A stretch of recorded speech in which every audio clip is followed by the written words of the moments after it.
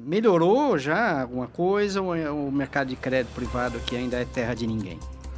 Luiz, o balanço é para lá de positivo, né? Quer dizer, a gente tem uma trajetória de sucesso aqui no mercado, com crédito, mas as bases aqui de regulação ou de prática de mercado também, para a gente dar o próximo salto, nós vamos precisar mudar. O que nos trouxe até aqui dificilmente vai nos levar mais longe. Do ponto de vista de discussão de governança, a gente tem dito que o credor tem remodelado a discussão de governança corporativa. E isso não é só aqui no Brasil, não. Quando o credor ele consegue influenciar, geralmente via covenant, dessas restrições contratuais ou garantias que ele acaba colocando nos contratos, né?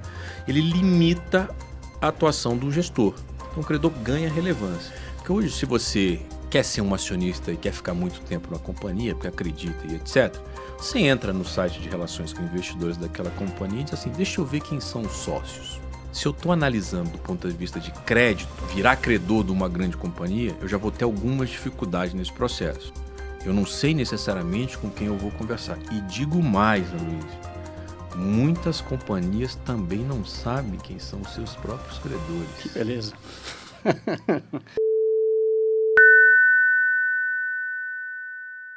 Olá, nosso amigo do Crédito Privado 360. Sou Aloysio Alves e eu tenho hoje o prazer de receber aqui o Fábio Coelho, que é o presidente da MEC. Fábio, muito prazer recebê-lo. Obrigado por estar conosco.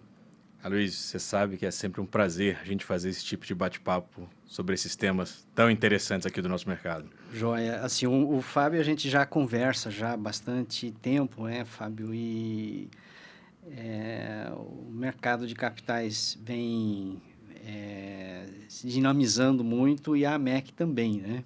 A MEC surgiu, está fazendo 20 anos agora esse ano. Ela surgiu como uma entidade para proteger, defender os interesses dos acionistas minoritários e nos últimos anos ela vem acompanhando aí essa transformação do mercado que vem se direcionando muito mais aí para o crédito privado com debêntures, securitização, FDIC.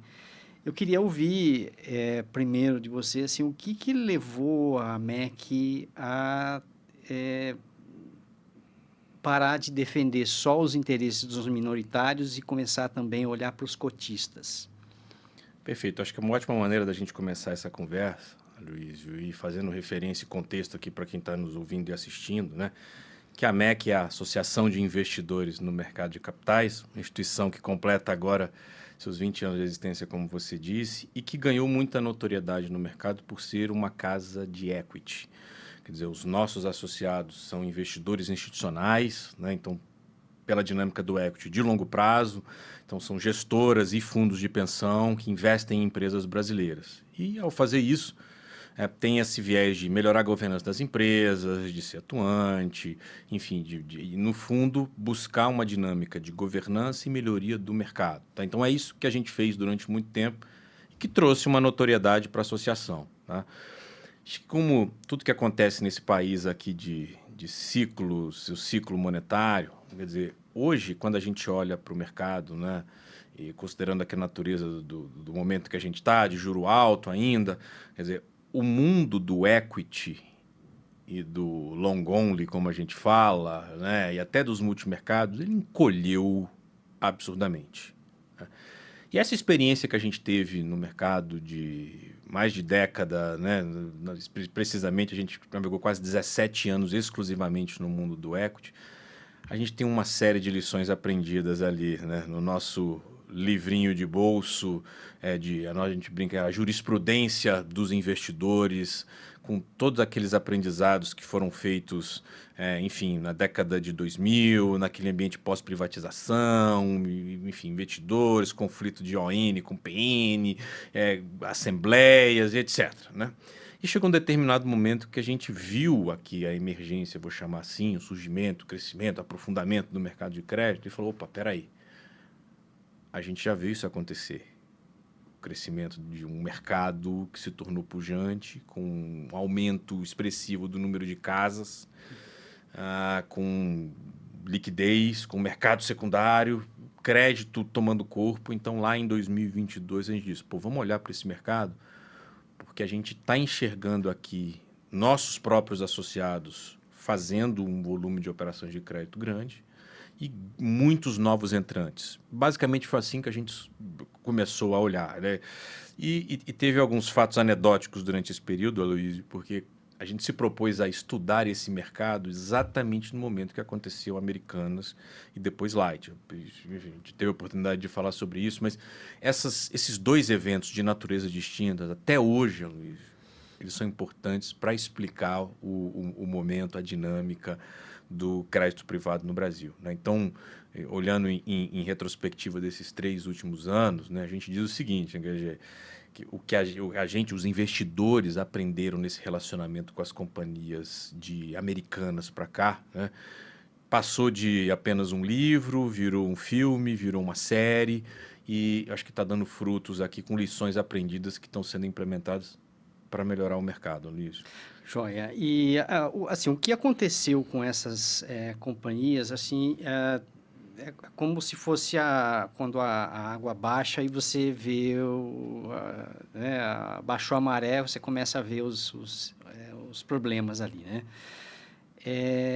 E acho que muitos participantes do mercado começaram a perceber que no mercado de crédito, embora a gente tenha uma associação muito com a renda fixa, que quando o pessoal perde, ele perde tanto ou mais do que na renda variável, né?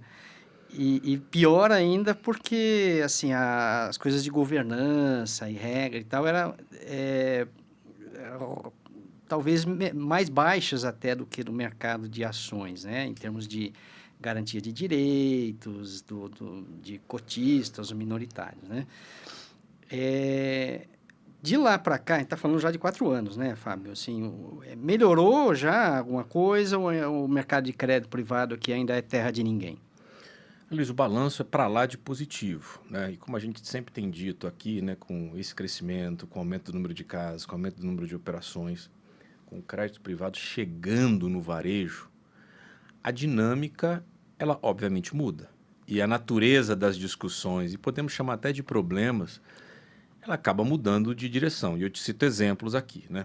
Quando a gente está falando agora de uma pessoa física consumindo produtos de crédito, né? A gente precisa voltar para o básico e entender que o mercado de ações, tal como a gente está acostumado, quer dizer, eu entro numa corretora, vou lá, compro, vendo, pago ali uma taxa, tenho os ativos, né? No mercado de crédito, por trás dessa dinâmica de virar um acionista, você tem uma série de intermediários, né? O que faz com que o mercado de crédito seja muito distinto. Estou falando do ponto de vista pessoal, quando a gente começou a olhar isso lá em 2022, eu tive que ser catequizado aqui para entender qual era o papel do securitizador, do agente fiduciário, do assessor financeiro, e no caso de um evento de crédito, o que acontecia, qual era a dinâmica de uma assembleia de credores. Isso não é trivial ainda, né? Então, a natureza da discussão ela acaba sendo diferente. Isso vale, inclusive, para a dinâmica de regulação. Só para a gente se situar aqui, né? De que assim, poxa, Fábio, mas o crédito privado não é novo, ele já acontecia. Por que você cita corte americanos ou quiser voltar até um pouquinho antes da pandemia como uma mudança de paradigma para o crédito? A gente diz que antes, enfim, de 7 anos para trás, isso era muito mais concentrado na tesouraria de grandes instituições. Ou seja, um público muito especializado que lidava diretamente com a dinâmica dos emissores das companhias, que se tivesse um evento de estresse já negociava ali mesmo, numa mesa de 6 lugares resolvia tudo, né? Isso, obviamente, mudou, né? Agora você tem que alugar um estádio para, em alguns casos, né? E a dinâmica, enfim, dessa natureza aqui levou, né? A gente já teve a oportunidade de conversar sobre, assim, Fábio, mas pô, o que vocês estão vendo aí, né? A gente colocou isso num papel, todos esses pontos, chamou aqui de uma espécie de diagnóstico para dizer assim, olha, o que nos trouxe até aqui dificilmente vai nos levar mais longe, quer dizer, a gente tem uma trajetória de sucesso aqui no mercado, com crédito, mas as bases aqui de regulação ou de prática de mercado também, para a gente dar o próximo salto, elas vão precisar mudar, né? O que eu estou me referindo aqui, Aloysio? Sem entrar tanto no detalhe, mas olha, a dinâmica que a gente tem de assembleia de acionista, com prazos estabelecidos, com a proposta de administração, como o mercado consome, como a CVM supervisiona, gostando ou não gostando, funciona bem. A gente aprendeu a fazer isso, né? O novo mercado completou 25 anos, vai avançando, né? No mercado de crédito isso não é verdade. Então, a dinâmica de uma assembleia de credor, ela é diferente, os prazos não são tão assim estabelecidos, a dinâmica de convocação, ela está muito presa ainda àquele modelo de tesouraria de grandes instituições, não está preparado a lidar com quórums muito elevados. Quer dizer, hoje o investidor diz assim, caramba, para eu atingir um quórum numa assembleia, quando eu coloco lá na escritura que diz que é 90%, o quórum 80%, Não não vai ser consegue. atingido, não vai ser Não vai atingido, conseguir. não vai. Então, estamos falando de assembleias, para não ir longe, né? A gente fala de conflitos de interesse com os prestadores de serviço. Quer dizer, antes você tinha o prestador de serviço, mas atendendo uma ou outra instituição. Hoje, com essa miríade aqui de teses diferentes, dinâmica diferente, quer dizer, você tem conflitos de interesse no papel do agente fiduciário, ele tem responsabilidades, principalmente em eventos de crédito, onde ele vai, de certa forma, precisar servir ao investidor, dar atenção para ele, sentar numa fase de renegociação, mas ele tem uma remuneração atrelada ao emissor.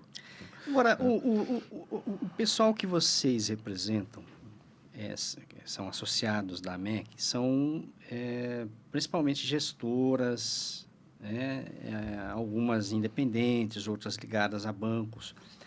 Esse pessoal sabe a diferença, Fábio, assim, entre acompanhar todo o processo de uma empresa na qual ele investe em ações e esse processo quando ele é investidor em crédito privado? Porque você está dizendo que você mesmo teve que pedalar um pouco ali. Quando a gente fala de democratização do mercado, a gente geralmente vai pensar no investidor pessoa física, que está investindo primeira vez ali, né? Mas mesmo esse público que é mais especializado, eles estão aprendendo ainda como é esse novo mundo de quando acontece um evento como o Americanas Light, Raizen, como é que eles fazem para se juntar e ter lugar na mesa e se defender?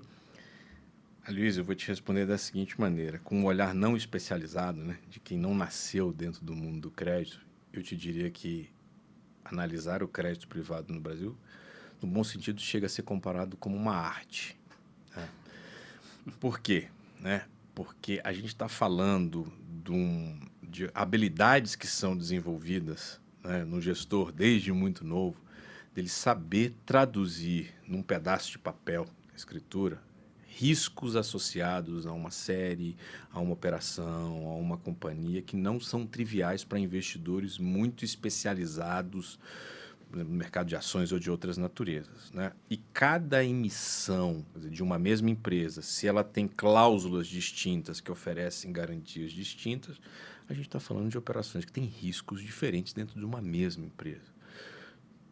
E isso é muito difícil você ter talvez essa ausência de padronização que você tem nos instrumentos de crédito se traduzir em produção em série de profissionais, né? A gente diz assim que esses profissionais aqui são muito especializados e nasceram, eles têm esse condão de analisar. Exemplos, né? Quando a gente está em umas discussões que a gente faz lá na comissão da MEC, né? O pessoal diz assim, Fábio, a gente tem equipes dedicadas a olhar a escritura de operação, a gente já tem o cheiro ali de mais ou menos cláusulas que podem trazer riscos diferenciados, com o agravante de que as escrituras são diferentes de uma para outra, não existe padronização. Então, você botar uma cláusula escondida ou emitir alguma redação importante. Então, é muito especializado, Luiz, muito especializado. Tá? E só para concluir, né, essa especialização aqui, ou seja, fazer a operação de crédito, isso já é algo, de certa forma, do DNA dos gestores. O que eu acho que virou um aprendizado dos últimos anos, quer dizer, eles se depararem com uma série de novas fricções que não existiam antes no processo de eventos de crédito, associados especialmente no caso Light, ou seja, uma dificuldade de sentar para conversar com a companhia, eventualmente ter que ter custos não previstos de contratar um advogado, uma assessoria de imprensa, uma organização agora numa base mais pulverizada. Como é que eu sento para conversar com todo mundo, os credores, para combinar o jogo de como é que a gente vai fazer, o que é. Então, a despeito dessa especialização do mercado de crédito, tem lição aprendida desse mundo novo, dessa nova fase. Mas isso que o que você está dizendo, então, é que mesmo entre investidores qualificados como gestoras e tudo mais, o pessoal está aprendendo ainda que talvez eles não tivessem mapeado todos os riscos de comprar alguns debêntures, alguns fiagros e tudo mais. Exatamente isso que eu estou dizendo, Aloysio. E essas lições aprendidas, né, que vieram ali nessa esteira, né, elas estão, digamos assim, documentadas no livro de bolso de cada gestor. Eu cito alguns exemplos que para mim também foi muito surpreendente, né? Alguns comentam, Fábio, eu vou olhar lá no documento da emissão, né, qual é o foro jurídico se eventualmente precisar discutir. A gente já viu isso daqui, né? E um diz assim, olha, dependendo da natureza da cidade onde for, eu já sei que o judiciário lá é mais flexível, ele é mais emissor, pró-emissor, então vou ter dificuldade adicional de recuperar meu crédito. Então ele atribui um risco a isso. A gente dizia aqui, né? Olha o requerimento ali de formação de quórum para saber se ele está elevado, ou seja, sabendo que eu vou ter uma dificuldade enorme de convocar uma assembleia, principalmente se for uma emissão pulverizada, se o quórum for acima de X%. Então, eles têm essas experiências que foram incorporadas que faz com que ele analise esse crédito de maneira agora distinta, né? Eu já ouvi gente falando aqui que, assim, naturalmente que não dá para generalizar, mas eu já ouvi gestor falando assim, olha, se tem uma emissão de crédito privado em que o fórum jurídico para decidir problemas, caso haja um evento de crédito, se aquele a cidade ali é o Rio de Janeiro, eu não compro, né? Mas ninguém fala isso em público, né? Se tem, por exemplo, é uma emissão de agro, é no Mato Grosso, é no Rio Grande do Sul, não compro. E é curioso, isso que naturalmente o sujeito não vai falar isso abertamente, mas é uma coisa não dita que Vira lição o aprendida. pessoal está aprendendo, né? Vira lição aprendida, exatamente isso. Tem um fato adicional em alguns casos recentes que a gente discutiu, que vai um pouco até além. Você vê como é que é a filigrana do processo de aprendizado, né? Que às vezes até a sede da empresa é em São Paulo, ele tem uma boa base de operação em São Paulo, mas se, por exemplo, parte da operação dele estiver associada no Rio de Janeiro ou em outra grande capital, ou dependendo do percentual, ele consegue, com um amparo legal, de fazer a mudança desse foro de discussão. Então, ou seja, uma lição aprendida que a gente diz assim, puxa vida, a gente não tem como padronizar, não tem como estabelecer, quer dizer, abrem frentes de discussão legais / regulatórias que acho que justificam um pouco esse ambiente de AMEC, de fórum organizado, de levar isso para os reguladores, especialmente CVM, para falar, CVM, pô, deixa eu te contar aqui o que está acontecendo. Quando um gestor vai levar isso diretamente, né, num caso concreto, ele vai, de certa forma, discutir isso ao amparo de um processo sancionador, ou seja, você vai fazer uma consulta, vai fazer uma acusação, vai virar uma análise, anos. A vantagem de você ter isso dentro de uma associação é que a gente tem um foro técnico de discutir isso com a CVM sem ter interesse direto no caso. É como se fosse um amigo da corte, fazendo aqui uma analogia do judiciário. Quer dizer, ó, deixa eu te contar aqui de aprendizados que a gente tem, né, que poderia melhorar a regulação assim, por esse motivo. Então, a gente tem esse acordo de cooperação com a CVM que abre essas portas aqui para a gente fazer esse debate, Luiz. Agora, queria fazer um esclarecimento aqui para o nosso público aqui, assim, que a MEC, como o Fábio explicou bem, eles encontraram ali talvez uma falha de mercado, ou seja, você tem um mercado crescendo, tem os investidores, que são uma parcela importantíssima ali de fazer esse mercado rodar, e eles não tinham uma voz, né? E a AMEC de certa forma, a representação desse público. Mas a MEC não representa investidores individualmente, né? Ninguém vai bater lá na porta lá da MEC, lá do Fábio, e falar assim, ó, vou me defender aqui a cota que eu tenho aqui da Raiz. Não é isso, né? Exatamente, Luiz. A gente diz o seguinte, né, que o nosso instrumento de trabalho são os casos concretos no seguinte sentido. Eu quero saber o que está acontecendo com Raizen, com Pão de Açúcar, eu quero saber o que aconteceu com Light, com Americanas, para eu olhar para ver se tem algum precedente ruim, uma porta regulatória que precisa ser fechada, alguma melhoria de mercado. Isso aqui não dá para acontecer, pô, isso aqui está prejudicando o mercado, né? E buscar melhorar, né? O que a gente não faz é, de certa forma, sair em defesa até jurídica, né? Mas o investidor da empresa XPTO, pô, ele está sendo prejudicado. A MEC, você pode me representar? Quer dizer, não é o nosso instrumento de trabalho. A gente atua na discussão de caso, que é, talvez assim, a melhor parte da discussão da MEC, é de sentar e botar um monte de gente especializada numa sala e falar, pessoal, olha isso aqui que está acontecendo. poxa, isso aqui é um absurdo, não pode acontecer isso, porque a consequência para o mercado é ruim. Então, é o que a gente acaba fazendo aqui. Agora, você citou aqui os casos Americanas e Light que, enfim, foram muito simbólicos ali de um período. Agora, neste ano, a gente tem aí os casos mais recentes, como o da Raizen, você já mencionou aqui do GPA. A gente tem oncoclínicas aí que está em andamento, tem outros casos ali emergindo à medida que esses pedidos de reestruturação de dívida, de recuperação extrajudicial vão se avolumando. Dá para comparar, assim, um período relativamente curto, a gente está falando de um período aí de 3 anos, melhorou? Melhorou essa relação, assim, da emissores versus investidores, quando acontece um evento de crédito, essa conversa está menos ruidosa do que era lá atrás? Luiz, eu acho muito difícil a gente conseguir generalizar, tá? Porque, obviamente, né, existem investidores ou credores de longo prazo dentro de uma companhia que já tem um relacionamento muito bem estabelecido com a administração, já tem um diálogo colocado, e mesmo numa situação de evento de crédito, eles conseguem sentar de maneira civilizada para negociar, ainda que não seja algo desejável, mas, enfim, tem um diálogo estabelecido. E isso, obviamente, pode mudar ao longo do tempo, mas isso não necessariamente é verdade na largada desse bom relacionamento em determinadas companhias. E não tem nada de errado com isso, quer dizer, imaginando que não existe nenhuma regra que está sendo descumprida, tudo. Inclusive, isso vira um modelo de negócio, né? Quer dizer, empresas que investem em situações mais estressadas, modelos de negócio distintos. Mas qual que eu acho que é o ponto do que a gente está falando aqui, tá? É de que a despeito da gente ter tido um aumento do número de casos de maneira mais recente, ou seja, a gente não pode fazer essa análise descontextualizada da economia, né? É um período delicado para as companhias navegar com um juro brasileiro tão alto. Quando a gente olha os indicadores, aqui para não ir muito longe, olha a inadimplência medida lá pelo Banco Central. Endividamento. Isso se refletindo no endividamento das companhias, é natural a gente imaginar que o número de empresas com problemas ou com deterioração da sua qualidade do crédito fosse acontecer.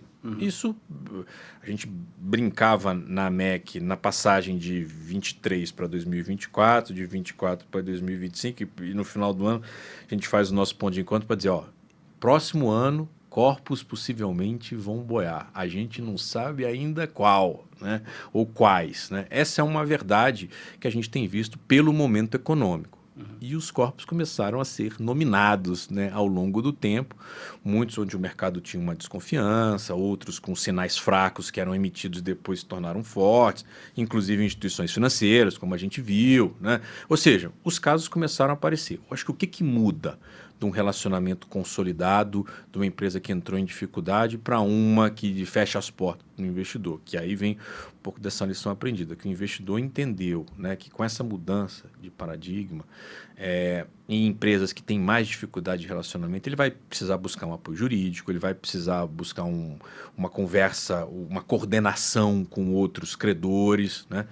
E onde é que a gente chega do outro lado, né? A gente conversava numa outra oportunidade, que é a força que o credor ganha numa empresa muito alavancada. Quer dizer, uma empresa muito alavancada que precisa, digamos assim, né, reperfilar ou eventualmente rolar, como a gente chama aqui, a sua dívida, ela vai precisar do credor, né?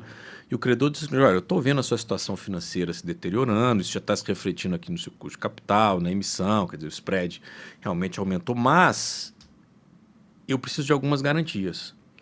Eu preciso que, eventualmente, eu continue conversando com você, administrador / controlador, ou seja, você não pode trocar e não pode vender o seu controle, você não pode se alavancar além de um determinado limite que a gente vai conversar, você não pode, eventualmente, renegociar ativos numa subsidiária aqui ou dívida para cá e para lá.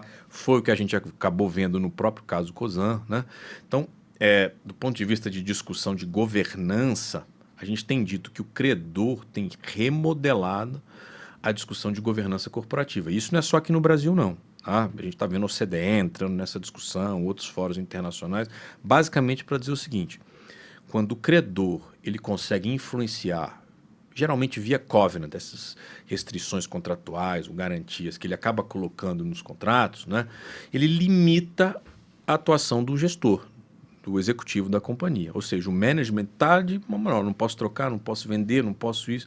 Então o credor ganha relevância. E eu concluo aqui, Luiz, para te dizer o seguinte, que essa relevância chega a tal ponto que em determinadas companhias o credor tem a opção, obviamente, de transformar sua dívida em equity. E é o que Vira acionista. Ele vira acionista. O que a gente tem visto? Muitos credores que eram relativamente grandes virando acionistas grandes de uma hora para outra. Muitos credores que eram gigantes estão virando controladores da companhia do ponto de vista das ações. Aconteceu na Light, né? É o que a gente tem visto. Acionista. É o que a gente tem visto. E aí, essa repercussão de governança, ela transcende, porque o objetivo do acionista, como investidor, pensando aqui na tese financeira, o que leva uma pessoa a comprar ações, crédito, o objetivo do acionista é muito distinto do credor. Seguinte sentido, acionista, como é que ele ganha dinheiro, né? Se a empresa gera valor, se ela começa a ter o seu preço aumentado, comprei barato, vendi caro, ganhei dinheiro, gerei valor, né? O credor, o interesse dele eu quero receber o que eu coloquei nos termos que eu Quero juro. acordei, quero juro. Então, para o pior dos mundos, para um credor, é você entrar numa RJ e não sair, não vai receber mesmo, né? E para o acionista é aquela história, puxa, eu prefiro que a empresa obviamente precisa ali sair porque assim, ser acionista controlador de algo que não vale nada, eu também não tenho valor aqui, né? Então, ou seja, são conflitos que são gerados muito distintos na hora que você precisa decidir o futuro da companhia. Precisamos decidir o futuro, né? E agora, acionista pensando de um jeito, credor do outro, são os dilemas que a empresa acaba pensando na hora de estruturar sua estrutura de capital, né, Aloysio? Mas assim, esse poder que o credor ganha de sentar à mesa para negociar em situações de estresse acontece quando eles conseguem se coordenar. Tá ficando mais fácil de fazer isso? Assim, porque a gente sabe que mesmo entre as gestoras, dos investidores, dos cotistas, são os que têm maior poder de fogo, a gente vê que tem muitas vezes ali mesmo entre eles não se acertam, né? O que está mudando nisso, Fábio? Assim, você percebe que pelo menos entre os investidores institucionais, está acontecendo ali uma maior capacidade de conversa para o pessoal se juntar e falar assim, vamos junto, porque senão vai morrer todo mundo? Excelente pergunta. E vou fazer só uma contextualização aqui para ajudar a responder, fazendo uma analogia do mercado de ações e dou a volta para chegar no crédito de maneira muito rápida. Por quê? Porque hoje, se você quer ser um acionista e quer ficar muito tempo na companhia, porque acredita e etc., você entra no site de relações com investidores daquela companhia e diz assim, deixa eu ver quem são os sócios. Quem são os principais acionistas? Eu entro lá e vejo se tem controle, quem quantos % tem, se tem alguma grande casa. Eu falei, eu estou vendo que a gestora grande está aqui, eu estou vendo que a outra. Posso sentar para conversar com eles, quero ouvir a opinião, o que eles estão achando da empresa. Eu consigo navegar. Se eu estou analisando do ponto de vista de crédito, enfim, virar credor de uma grande companhia, eu já vou ter algumas dificuldades nesse processo. Eu não vou saber quem são os outros credores. Eu não sei necessariamente com quem eu vou conversar. E digo mais, Aloysio, muitas companhias também não sabem quem são os seus próprios credores. Que beleza. Olha as lições aprendidas que a gente está tirando aqui. E quando isso virar algo pulverizado, ou seja, tem varejo, um investidor institucional, quer dizer, maior, grandes casas, né? Ele, na hora de analisar a emissão, a operação, ele já está olhando, pulverizado, vai ter pessoa física, quórum elevado, ou eu vou dar aqui, enfim, deságio, vou considerar aqui no meu modelo interno outras questões para entrar nesse... Ou eu simplesmente vou passar essa oportunidade, não vou comprar, né? Porque ele sabe que ele vai ter dificuldade de coordenação, de organização. Então, são esses novos dilemas que, olhando o copo meio cheio, quer dizer, refletem um mercado que amadureceu, o que é muito positivo, né? Mas, por outro lado, se a gente quiser digamos, chegar do outro lado de maneira saudável, a gente vai precisar endereçar, né? É aí que a gente tem atuado. Joia. Então, o trabalho de casa de alguém que investe em crédito privado leva mais horas do que alguém que investe em equity. Eu vou te falar que pela minha experiência eu responderia que sim. Tenho tido dificuldade para entender. Não por acaso temos grandes especialistas nesse mercado, né? Sobre os quais eu sou o primeiro a bater na porta para perguntar. Muito bem. Bom, a gente está falando aqui de crédito privado, principalmente ali debêntures, securitização, CRI, CRA, né? Que foram, assim, ainda são, né, os instrumentos que mais movimentam ali. Nesses últimos anos, a gente viu, de repente, ali o FDIC, que é uma estrutura que existe há mais tempo do que a MEC, e ela ficou ali 20 anos ali meio dormente, e de repente ela engatou a quinta marcha ali, porque tem uma série de questões ali de inovação regulatória, tecnologia e tudo mais. Mas, como você disse bem, assim, com todo o mercado que cresce muito rápido, tem algumas questões ali que você vai ter que trabalhar com elas. E eu queria fazer um paralelo aqui com um outro instrumento que surgiu lá para trás e que, de repente, ele teve algumas questões ali de reputação e ele é um instrumento muito bom, que é o FIP, né? E teve aquelas questões todas lá, Lava Jato e tudo mais, e um instrumento que é bom, ele ficou com a imagem queimada e ninguém mais quis, né? Corre o risco, na sua opinião, de o FDIC ter um problema parecido?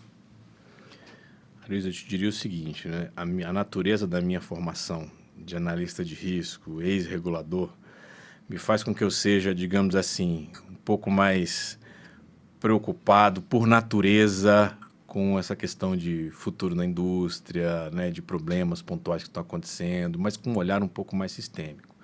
E você lembrou bem, né? Quer dizer, os fundos de investimento em participação, os FIPs, que de certa forma funcionavam quase como um modelo de private equity, eles passaram por problemas muito gravosos, né, na década de 2000, 2010, que levaram com que grandes investidores institucionais, especialmente fundos de pensão, tivessem uma ojeriza com relação ao produto. E aí, no final do dia, que eu acho que é fazendo essa associação das preocupações que eu tenho, né, que de certa forma estão mitigadas, mas não deixam de ser preocupação, é você ter gestores como os Nudifip, pouco preparados ou aventureiros, levando um risco reputacional para uma classe inteira e eventualmente comprometendo um business que tem players excelentes, jogadores e etc. Né?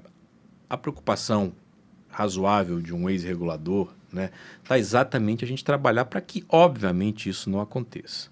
Então, se você me perguntar, Fábio, você já vê sinais disso que está acontecendo? Eu estou assim, pontualíssimos desses que já viraram notórios, já viraram notícia, né? Então a gente viu aqui um monte de instituição que de certa forma fez malfeitos usando daqui e dali uma estrutura de FDIC. Então a gente pode argumentar, puxa, mas o mercado inteiro sabia que esse fulano e esse fulano não tinham uma reputação, puxa vida, tem problema. Então eu te diria o seguinte, tá? Apesar desses efeitos ainda isolados, eu acho que existe uma preocupação legítima, tanto da própria indústria, da parte séria de investidores aqui especializados nisso, quanto deveria existir dos reguladores e supervisores. Eu digo deveria, não só de que, estou dizendo que se existe ou não existe, mas certamente, como esse mercado está crescendo de maneira exponencial, a gente precisa ver mais efetividade nesse tipo de supervisão. Né? E eu estou me referindo especialmente de CVM, né? Com relação a olhar a dinâmica desses ativos. Tá? Então, a preocupação é que a gente não chegue a ter problemas com gestores, ou com estruturas, ou com originação, ou o que seja nesses produtos, a ponto de ter um efeito reputacional, né? De que o FDIC eventualmente não se transforme no que aconteceu com o FIP. Não tem um papel também, Fábio, a ser exercido aí pela autorregulação? Qualquer mercado que a gente vá olhar, Luiz, e aqui eu digo o seguinte, ele tem algumas fases de amadurecimento. Quer dizer, não dá para imaginar que a gente vai ter autorregulação em todo tipo de mercado supervisionado. Tem que ter escala, tem que ter volume e etc. Então, o que eu te digo é que a gente já tem uma excelente autorregulação hoje que é feita pela Anbima. Tá? E eu digo isso na condição de quem participa de alguns comitês lá e vejo isso efetivamente acontecendo. Agora, a gente tem alguns mercados ainda, né, onde a própria escala das coisas que estão acontecendo, não dá para imaginar que a autorregulação vai conseguir ser, digamos assim, né, aquela barreira definitiva de tudo que vai acontecer. Eu estou olhando aqui um pouco o olhar desse de regulação para dizer o seguinte, bom, então a gente tem que ter outras camadas de proteção. Essas camadas, obviamente, têm que ir além da autorregulação. Eu preciso de um regulador atuante, eu preciso de uma CVM, né? E ela, eu não estou querendo colocar aqui o peso todo em cima da supervisão para dizer o seguinte, poxa, então quer dizer que é tudo na conta. Não, mas ela tem o condão de subir barra, de aumentar capital mínimo, ela tem como, de certa forma, exigir mais transparência, ela tem como deixar o mercado até mais flexível para se autorregular, não pela autorregulação em si, mas pela transparência, pelo autocontrole, pela exigência de divulgação. Então, o regulador consegue, não só com seus próprios recursos, mas estimulando e permitindo que o mercado faça essa supervisão, Aloysio. Esse aqui é o meu ponto. Não dá para colocar tudo tanto nas costas da autorregulação, nem como da supervisão. A gente precisa permitir que o próprio investidor acionista tenha recursos, transparência, disponibilidade de informação para fazer isso. Acho que no final do dia o pessoal só se mexe quando tem alguma coisa pegando, né? Assim, eu digo, ou é a regulação, né? Assim, você está falando tanto da parte de padronização, de governança, de transparência e tal. Há sempre o pessoal que é referência ali no mercado que faz isso por conta própria. A gente já teve aqui gestor falando que assim, segue para si padrões muito superiores aos que são exigidos pela regulação, porque ele entende que é a coisa certa a ser feita, né? Mas para ir como mercado, né, você exigir mais do emissor, por exemplo, né, do estruturador ter critérios maiores, só quando você consegue ter poder de articulação, que é um pouco do que vocês estão fazendo agora, né? Quando consegue arrebanhar a turma ali e fala, olha, se você fizer assim, eu não quero, né? E eu te diria que uma das principais vantagens que a gente tem como organização de associação é de levar isso de maneira organizada, sintetizada e, de certa forma, até quase didática para o próprio regulador. Quer dizer, regulador, olha na nossa interpretação o que está acontecendo com o mercado.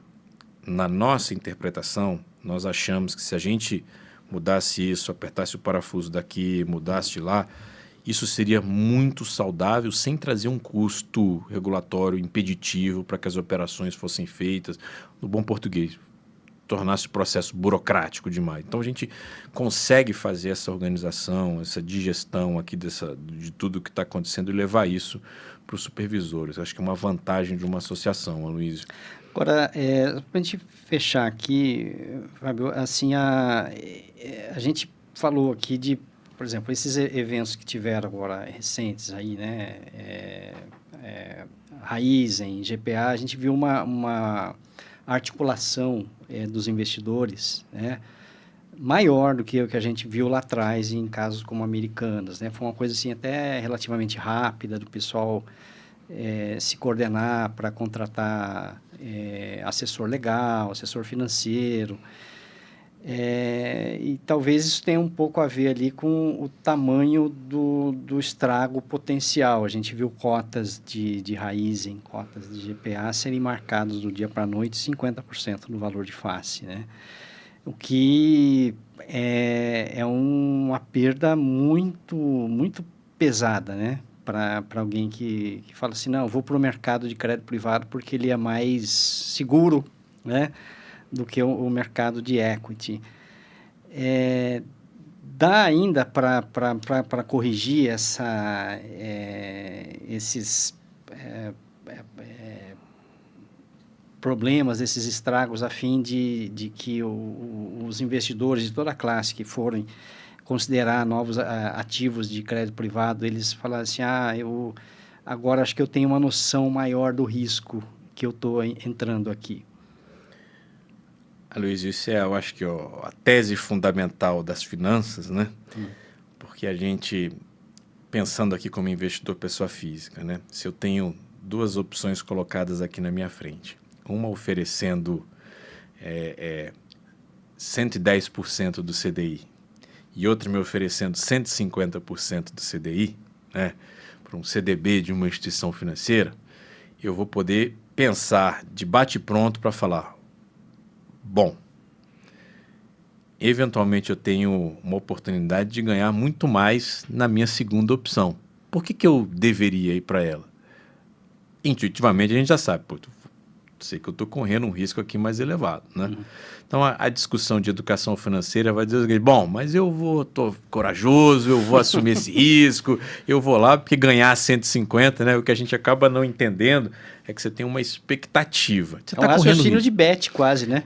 Você tem uma expectativa e é muito razoável a gente imaginar aqui que você está correndo o risco, né, de qualquer maneira.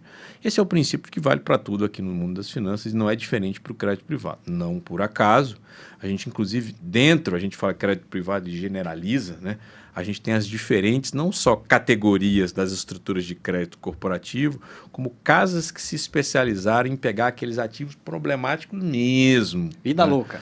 É o famoso vida louca, no seguinte sentido, assim, bom, o cara é especialista, o cara tem uma estrutura jurídica, o cara sabe fazer, né? E essas casas se especializaram em fazer isso e estruturam bons produtos. O importante é que a gente vê casas seríssimas fazendo isso, com consistência de retorno, e obviamente oferecendo retornos atraentes, mas avisando do risco. Proporcionalmente ao risco que, eventualmente, os investidores que estão adquirindo esse produto, obviamente, sabem do que estão correndo. E como tudo na vida, ele vai alocar isso na proporção do seu portfólio, seja um investidor institucional, seja numa pessoa física, com aqueles bons princípios que a gente aprendeu quando a gente recebeu o nosso primeiro salário, né? De fazer a nossa gestão aqui. Legal. Fábio, muito obrigado por ter estado conosco. Isso aqui é uma discussão dinâmica, né? Que tem outras etapas e acho que a gente vai precisar voltar a alguns desses pontos aqui com alguma regularidade aí nos próximos períodos para, enfim, ajudar o mercado a subir um pouco a barra ali em termos de governança, e eu tenho certeza de que você tem mais coisas para contribuir com a gente aqui, para estar aqui conosco outras vezes. Muito obrigado por ter vindo. Obrigado, Luiz. O curioso é que toda vez que a gente conversa, a gente tem assunto novo aqui, de um episódio para o outro, por conta dessas lições. Vai ser um prazer continuar esse bate-papo. Tá certo. Obrigado a você, nosso amigo do Crédito Privado 360. Obrigado por ter estado conosco para acompanhar esse e outros conteúdos. Entre no nosso site creditoprivado360.com.br ou no nosso canal de podcasts. E obrigado por ter estado. Até a próxima.